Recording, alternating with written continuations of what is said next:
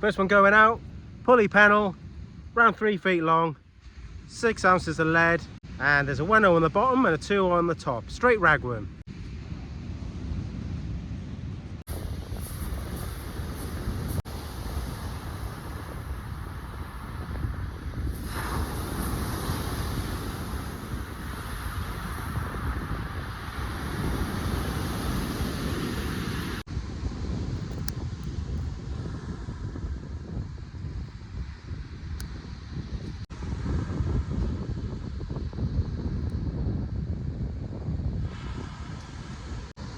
I like to leave a long tag end on my hook knot to give me something to whip onto. And up the back there I'm just going to put a half a squid head. And I'll take the other half the squid head up the other way, lash that on too.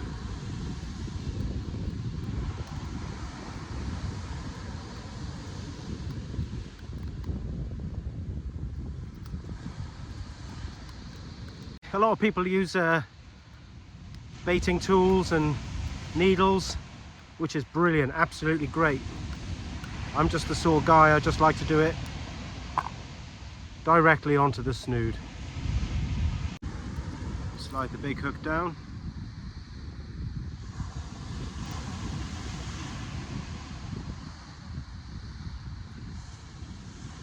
There we go. That's my squid head and bluey bait. Going to crack out next.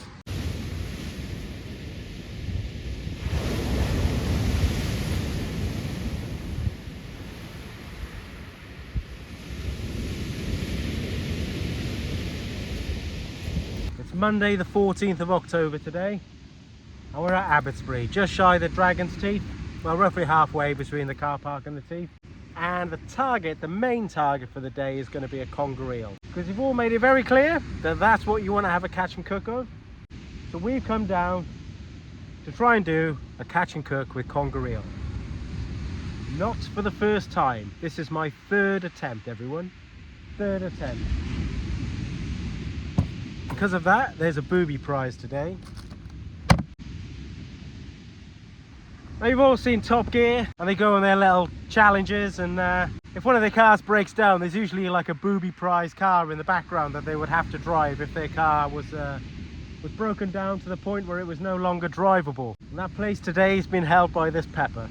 If we fail on a conger eel, the gap is going to be filled with this pepper. But whichever way, the cook-up is happening today. 3 times I've come down here, armed to the teeth with all the commodities required for a conger eel catch and cook. 3 different dishes. And twice now I've failed. I had to go home with those commodities still intact. But it's happening today. I'm having a cook up no matter what. Even if it's with this blinking pepper. But to be honest, it might not even come to that. I mean, if we catch ourselves a bream or a codling or something, that might have to take its place before the pepper. But we're all out for a conger eel later. I think realistically, our best chance is going to come after dark. High tide today is at 5:15. It's currently just coming up to midday, I think it is at the moment. So we're past low water, making our way up to high water, and we're going to fish into darkness as long as it takes to get ourselves either a half decent conger eel or another suitable specimen for our cook-up. So we missed a bite on our first cast, which didn't connect on the ragworm, and on the other rod I've got a squid and bluey bait, larger hooks on there. The sea is looking quite nice today. Baits today, we have bluey, some sardines, some fresh ragworm, beautiful ragworm from Abbotsbury Angling. I've got a bit of pink squid that's been refrozen once, but it's gone a bit of a pinky hue. And I've got a couple of frozen pouting from a previous trip, and some mackerel as well. So we've got some nice conger baits for later.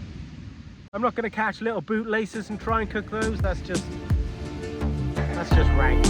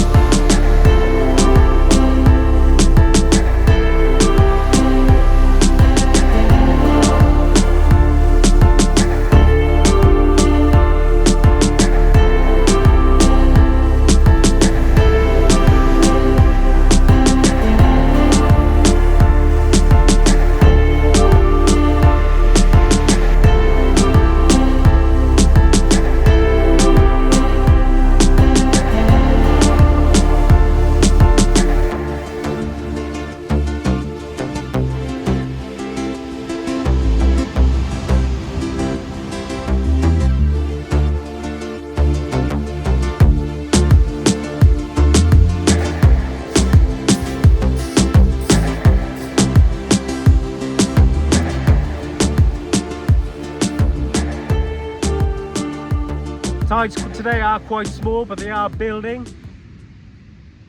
And the weather is, well, when I left home it was really dull, murky, drizzly, and I expected it to be the same here.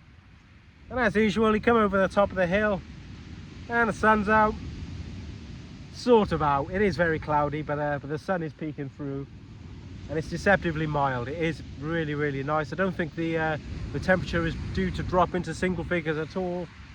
Even later on this evening, I think it's set to stay in double figures. I think there is a possibility of a bit of drizzle here and there today, but we can deal with that.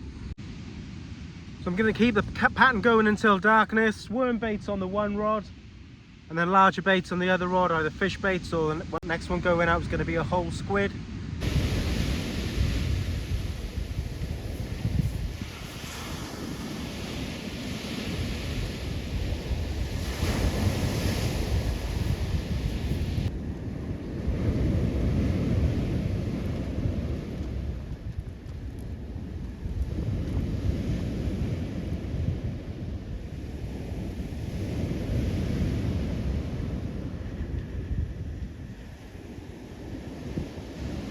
Baits are certainly not coming back untouched. That was a whole squid.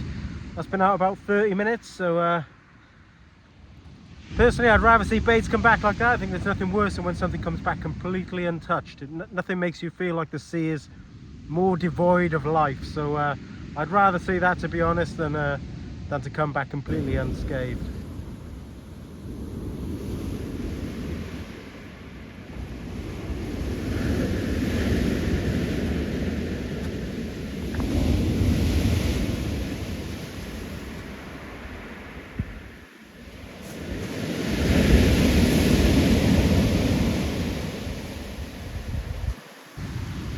So for today's little cook up then, we're going to be making a Katsu curry. Katsu basically refers to cutlet. It's chicken or pork normally, crumbed generally in panko breadcrumbs, then served with a curry sauce, the base of which normally is made with carrots, onions, curry powder, turmeric, garlic, ginger and coconut milk. So we shall see. Hopefully we'll get a fish. It is, like I say, very quiet at the moment, but all hopes are on darkness. What we're going to do, we're going to start the curry sauce off now, so that's cooked and made. Once that's done, it's good and ready to go, and then we can just concentrate on the fish element if and when it comes along. If not, I'll make the yellow pepper over there. That's going to take the place of the fish for us. So not much of a cutlet, but we'll start off the curry base now and see how we get along. Start off with a little oil and sliced up onion. This is red onion, but you can use red or white, really doesn't matter. Don't mind the really nice gentle heat. Softly and stir. And we're going to add our carrot, just nice and thinly sliced carrot. Okay, so in here I have garlic and ginger paste, fresh garlic and ginger paste. It's a good idea if you're going to make any sort of quantity of curries, just buy a load of garlic and ginger at home, blitz it all up. Then you can pop it into little ice cube trays, stick it in the freezer, and then you can just pop them out as and when you need them, save having to do the job over and over all the time. But yep, so this is nice fresh garlic and ginger paste. Don't be shy with this as well, plenty of it. Next up is the spices. Here I have a mixture of turmeric and curry powder. Well, I say curry powder, it's actually a masala spice mix that I'm quite in love with at the moment. It came from an oriental shop in a town near me, but that's what I've got in there. Just normal curry powder will be fine, however hot you like.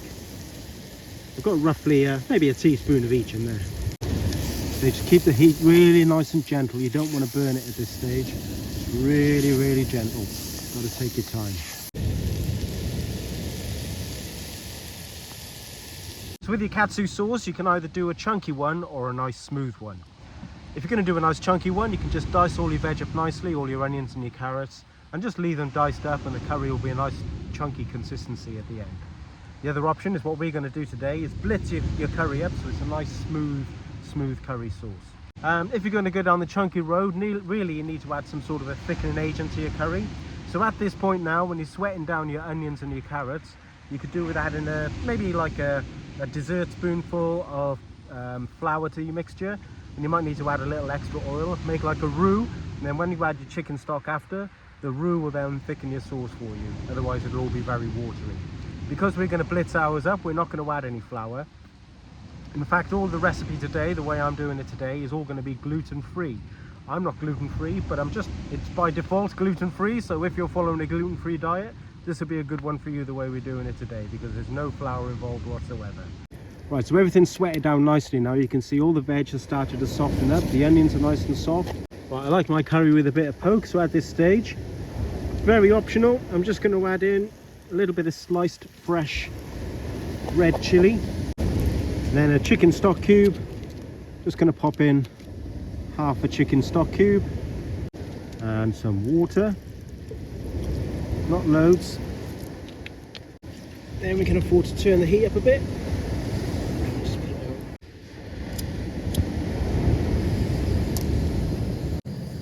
Now we're going to let that come up to the boil, turn it down to a simmer and just let it simmer gently and let the vegetables cook through thoroughly.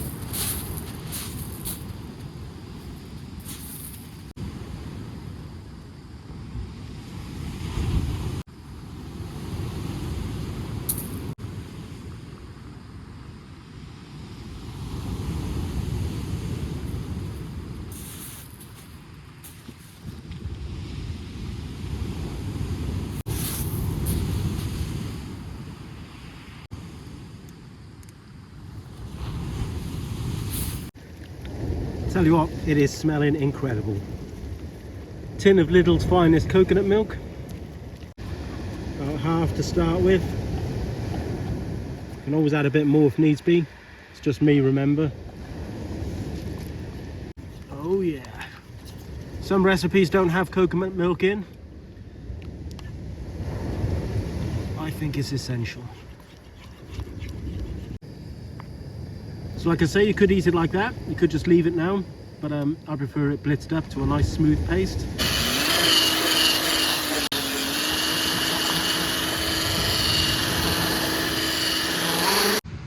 Well, it didn't work as well as I hoped, but for some jobs you probably just need 240 volts.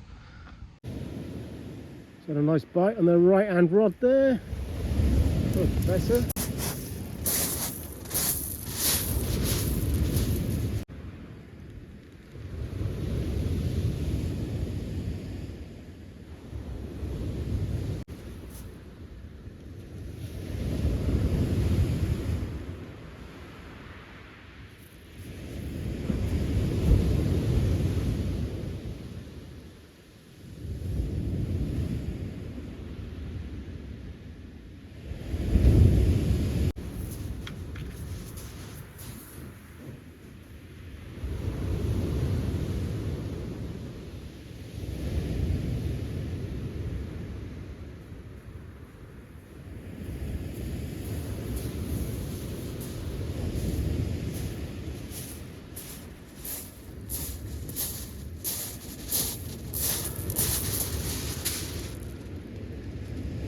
That'll do.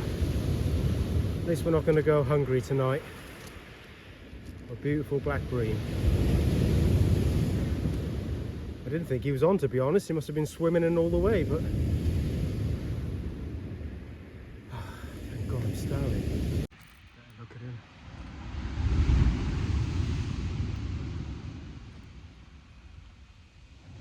Nice. There's two lads fishing just down from me, quite close. They probably wondered why a drill's been going in like 30-second bursts. They're probably wondering why I've had a yellow pepper hanging from my tripod since they arrived. And they're probably wondering why now I'm pulling it down. A big thank you to everyone who subscribes to my channel, everyone who comments and everyone hits the like button. I really, really appreciate it, I really do. If you're watching this video and you're enjoying what you're seeing so far, please feel free to hit the subscribe button. You won't be bombarded or anything. All you'll get is a little notification every time I put a video out, but it really helps me out. Gives me a bit of motivation to carry on with this madness, basically. Yeah, so if you could do that, I would really appreciate it. Thank you very much. But the critters are out in force now. 20 minutes ago, that was a whole bluey bait. Smashed. There's a squid and pilchard wrap.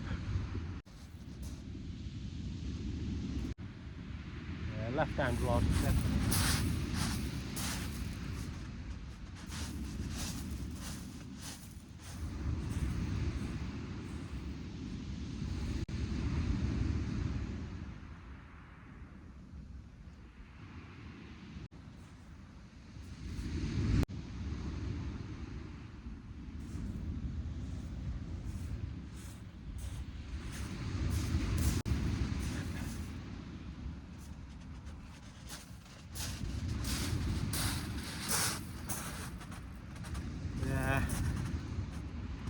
Such a gentle bite.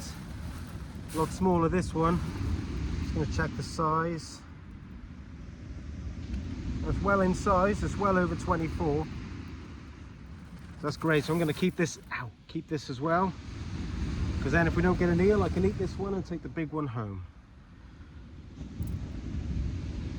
That's perfect for one. Lovely. Half a mackerel time. What's going out next? Okay, what I'm going to do, I've had a couple more rattles which haven't come to anything. It's 7 o'clock now. I'm going to give it till 8:30, and then we're going to have the smaller of the two bream if we haven't had an eel by then. It isn't alive with pouting or smaller fish. There's not like a bite a minute or anything going on, so we'll see. I'm not going to stick it out all night long just to have to cook a curry at midnight.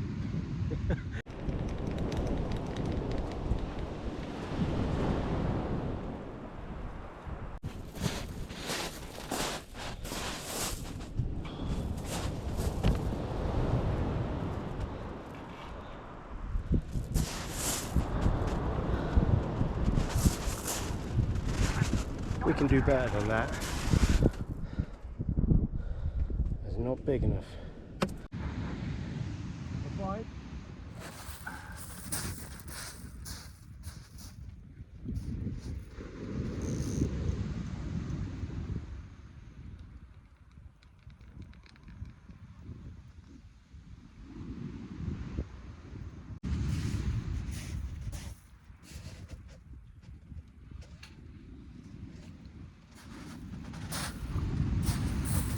First pouting of the night. Oh, it felt quite heavy. I just dragged in someone's rig as well. Still got fresh prawns on it, so must have been from earlier today. Well, yeah, that confused the hell out of me. So I had a pout in. I'm going to keep him for bait, but so he was on that trace, but I also dragged in with it someone else's trace. So fresh, it still has prawns on the hooks, fresh prawns on the hooks. But when I looked at it, this is the lead with an impact that was on the trace that I dragged in. But one of the other traces I've got here is the same lead and impact, even though this isn't mine. And I was looking at it thinking, how the hell did that get out there? But it's someone else's, not mine. Look at all that garbage on there. At least that's a bit of junk out the sea. And a bit of bait. Another sardine and squid wrap there. The juice is running out of that.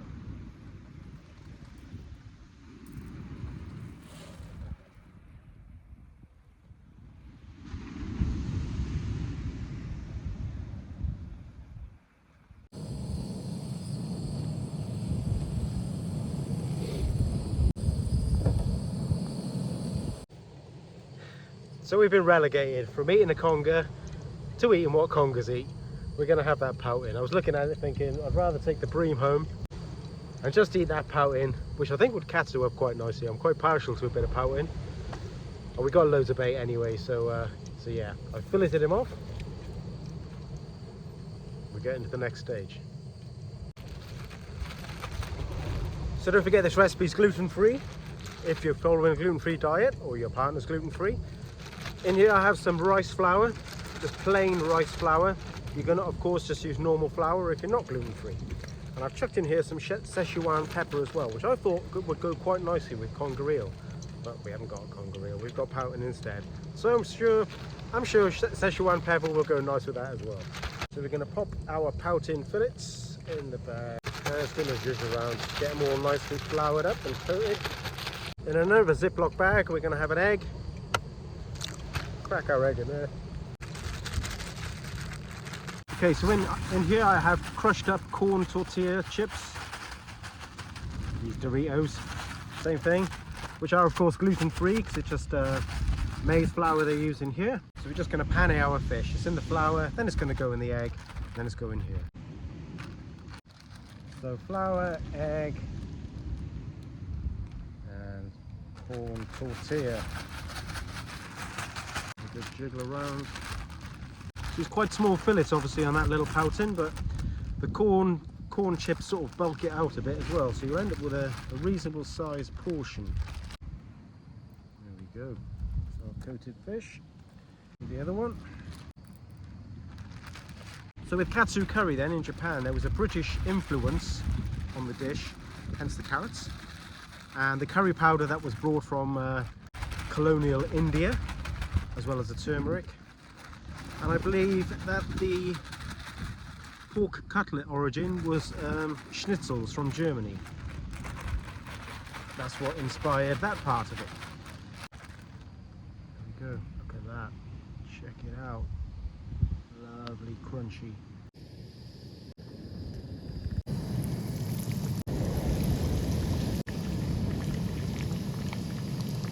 Not going to take long, probably just a couple of minutes. Flip it over.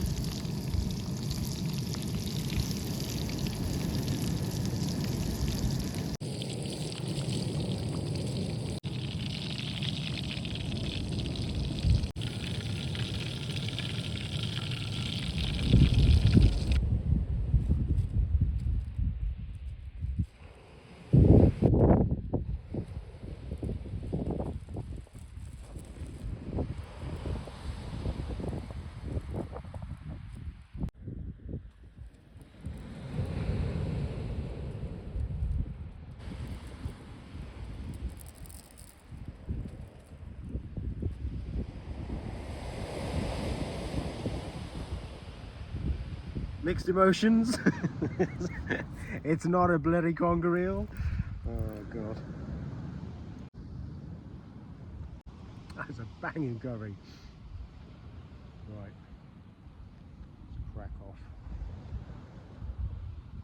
Look at this pouting inside. Ready?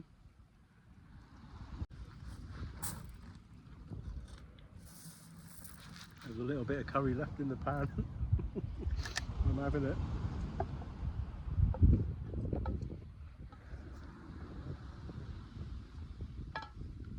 That pouting is absolutely delicious. Pouting is beautiful.